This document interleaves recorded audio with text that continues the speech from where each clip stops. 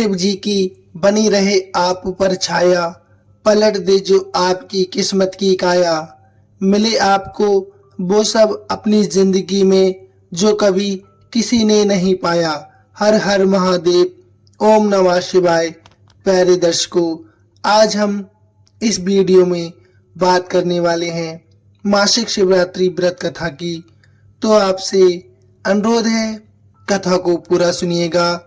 सच्ची निष्ठा और सच्ची भावना के साथ संपूर्ण कथा का अनुसरण करने से भक्त को सदैव अच्छा फल प्राप्त होता है, उसकी मनोकामना अवश्य पूर्ण होती है, व्रत का फल उसे अवश्य मिलता है। तो आपसे अनुरोध है, कथा को संपूर्ण सुनिएगा।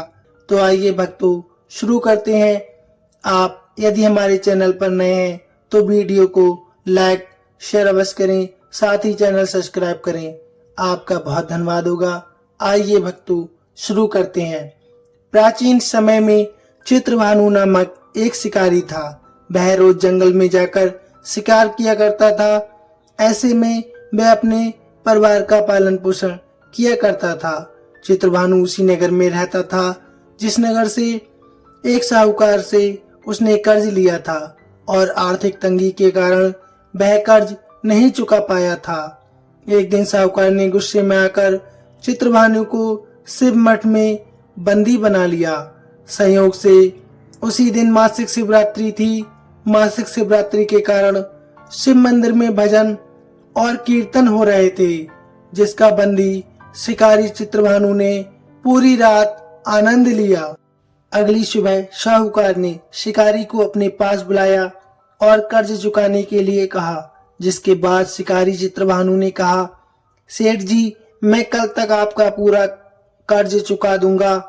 शिकारी के वचन को सुनकर सेठ जी ने उसे छोड़ दिया।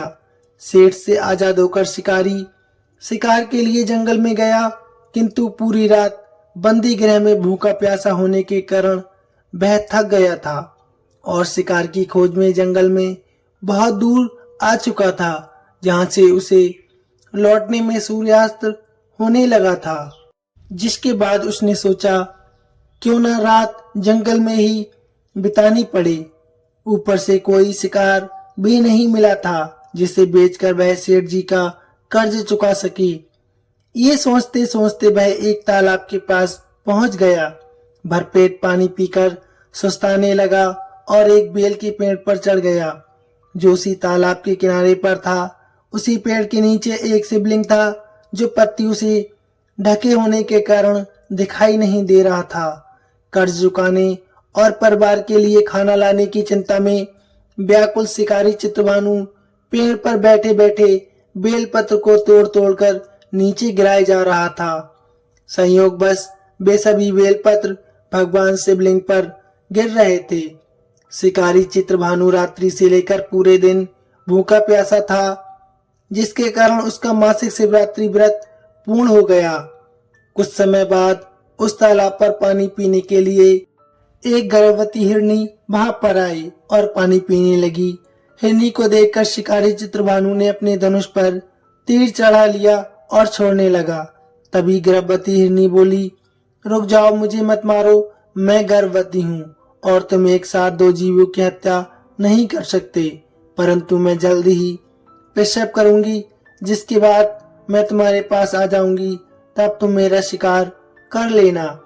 उस हिरनी की बातों को सुनकर चित्रभानु ने अपने धनुष को नीचे कर लिया और हिरनी वहां से चली गई। इस दौरान जब शिकारी ने अपने धनुष की प्रत्यंचा चढ़ाई और ढीली करी तो कुछ बेलपत्र टूटकर शिवलिंग के ऊपर गिर गए, जिसके कारण शिकारी के हाथों से प्रथम पहर की पूजा पूर्ण हो गई। कुछ समय बाद दूसरी हिरनी झाड़ियों से निकली, जिसे देखकर शिकारी के खुशी का ठिकाना ही नहीं रहा।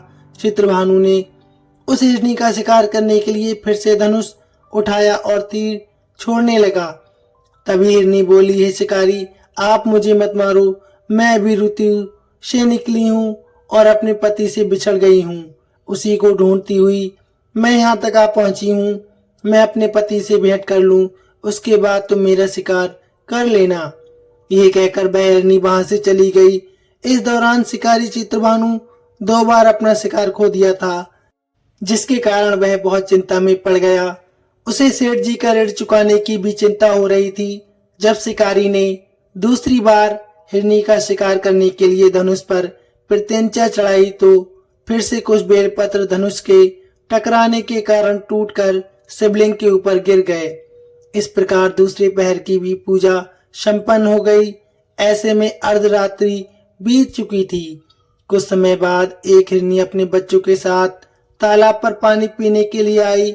इस बार चित्रभानु ने बिना देर किए धनुष पर प्रत्यंचा चढ़ाई और तीर छोड़ने लगा। तभी वह हिरनी बोली, हे शिकारी, आप मुझे अभी मत मारो। यदि मैं मर गई तो मेरे बच्चे अनाथ हो जाएंगे। मैं इन बच्चों को इनके पिता के पास छोड़कर आऊं, जिसके बाद तुम मेरा शिकार अवश्य कर लेना। उस हिरनी की बात को सुनकर चित्रभानु जोर से हंसने लगा और कहने लगा, सामने आए शिकार को कैसे छोड़ सकता हूँ? मैं इतना बड़ा मूर्ख नहीं हूँ। 2 बार मैंने अपना शिकार खो दिया है, अब तीसरी बार नहीं खोना चाहता हूँ। शिकारी की बात सुन हिरनी बोली, हे शिकारी, जिस प्रकार तुम्हें अपने बच्चों की चिंता सता रही है, उसी प्रकार मुझे अपने बच्चों की भी चिंता हो रही है। मैंने इनके पिता के पास छोड़कर वापस अवश्य आ जाऊंगी, जिसके बाद तुम मेरा शिकार कर लेना। मेरा विश्वास करो। हिरनी की बात सुनकर शिकारी को दया आ गई और उसे जाने दिया। इसी प्रकार शिकारी के हाथों से तीसरे पहर की पूजा भी हो गई। कुछ समय बाद एक मृग वहां पर आया। उसे देखकर चित्रभानु ने फिर से अपना तीर धनुष उठाया और शिकार की ओर छोड़ने लगा। तभी मृग ने बड़ी विनम्रता के साथ बोला, हे शिकारी, यदि तुमने मेरे तीनों पत्नियों और छोटे बच्चों को मार दिया है तो मुझे भी मार दो, क्योंकि उनके बिना मेरा इस दुनिया में कोई नहीं है।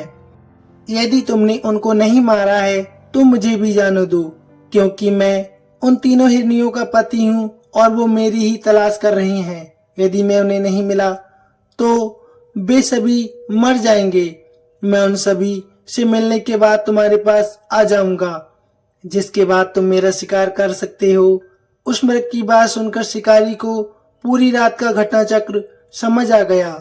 मृग ने शिकारी को कहा, मेरी तीनों पत्नियां जिस प्रकार प्रण करके गई हैं, उसी प्रकार वो वापस आ जाएंगी, क्योंकि वह तीनों अपने वचन की बहुत पक्की हैं। और यदि मेरी मृत्यु हो गई तो वह तीनों अपने धर्म का पालन नहीं कर पाएंगी।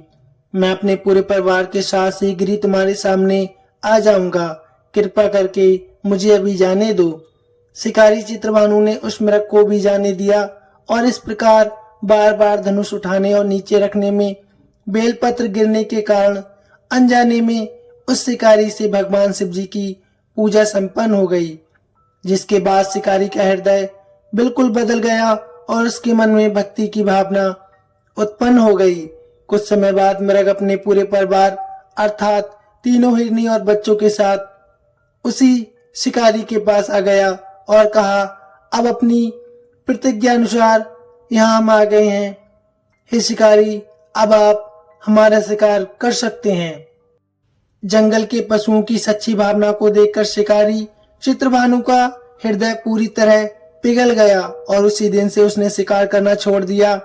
अगले दिन वह नगर लौटा और किसी और से उधार लेकर सेठ जी का ऋण उसने चुका दिया और स्वयं मेहनत मजदूरी करने लगा। जब शिकारी चित्रभानु की मृत्यु हुई तो उसे यमदूत लेने आए, किंतु शिवदूतों ने उसे भगा दिया और उसे शिवलोक ले गए। इस प्रकार उस शिकारी को मोक्ष की प्राप्ति जाने अनजाने में किए गए व्रत से हो गई।